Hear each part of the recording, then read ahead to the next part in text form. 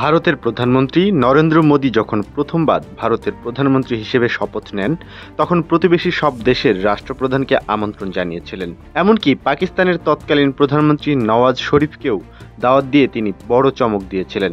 মোদী ক্ষমতায় আসার শুরুর দিন থেকেই বারবার বলেছেন তার পররাষ্ট্রনীতিতে সবচেয়ে বেশি গুরুত্ব পাবে প্রতিবেশীরা। তবে বর্তমান সময়ে এসে ভারতের সাথে বন্ধুত্ব নেই প্রতিবেশী কোনো রাষ্ট্রের।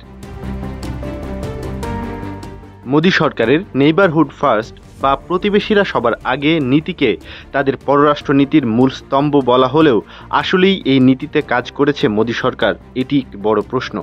নাকি উল্টো পথে হেঁটেছে?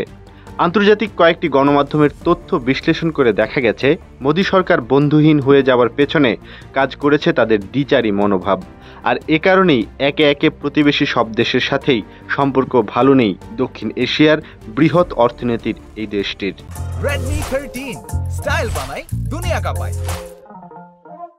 মূলত প্রতিবেশীদের সাথে সম্পর্ক উন্নয়নের চেয়ে ভারতকে বেশি মাথা ঘামাতে দেখা গেছে প্রতিবেশী দেশের সঙ্গে চীনের সম্পর্কের ব্যাপারে। তবে এত কিছু করেও প্রতিবেশী রাষ্ট্রের সঙ্গে চীনের সম্পর্কে ফাটল ধরাতে পারেনি ভারত। উল্টো নিজেরাই হয়ে পড়েছে একরকম একঘরে। নরেন্দ্র মোদী ক্ষমতায় আসার পর প্রধানমন্ত্রী হিসেবে প্রথম সফর করেন সীমান্ত ছোঁয়া দেশ নেপালে। এর পরের বছর যান শ্রীলঙ্কা এবং বাংলাদেশে। সেসব দেশে বিপুল অভ্যর্থনা ও মানুষের বিরাট সাড়া পেয়েছিলেন। কিন্তু পরবর্তী সময়ে আর এমন অভ্যর্থনা আদায় করতে পারেনি ভারত। ভারতের চিরশত্রু খ্যাত পাকিস্তানের সঙ্গে সম্পর্ক উন্নয়নের ক্ষেত্রেও কোনো অগ্রগতি দেখা যায়নি। এক দশক পর এসে দেখা যাচ্ছে ভারতের নেইবারহুড ফার্স্ট নীতি কথা সর্বস্ব হওয়ায় সব দেশই নিজের পথেই হেঁটেছে। যেই শ্রীলঙ্কাকে চরম আর্থিক সংকটে ভারত অনেক সাহায্য করেছে, সে দেশের সরকারও দিল্লির চোখ রাঙানোর তোয়াক্কা না করে চীনের গোয়েন্দা জাহাজকে ভিড়তে দিয়েছে তাদের বন্দরে। নেপালে নতুন সংবিধান প্রণয়নের সময় ভারতের প্রচ্ছন্ন সমর্থনে যে অর্থনৈতিক অবরোধ কর্মসূচি পালিত হয়েছিল, তার বিরুদ্ধে সে দেশের সাধারণ মানুষ ভারত বিরোধী প্রতিবাদে ফেটে পড়েছেন। নেপালের ক্ষমতাতেও আছেন কেপি শর্মা ওলি, যিনি কট্টর ভারত বিরোধী বলেই পরিচিত। আর সীমান্ত নিয়ে ভারতের সাথে নেপালের মধ্যে উত্তেজনা জিয়ে আছে এখনও। ভারতের সঙ্গে সবচেয়ে খারাপ সম্পর্ক বলা যায় মালদ্বীপের। গত বছর ভারতপন্থী সরকারকে নির্বাচনে হারিয়ে ক্ষমতায় এসেছেন মোহাম্মদ মুইজি, যিনি ক্ষমতায় বসার সাথে সাথেই মালদ্বীপ থেকে সব ভারতীয় সেনা সদস্যকে সরিয়ে নেওয়ার দাবি জানিয়েছেন। আর এতেই চটেছে ভারত।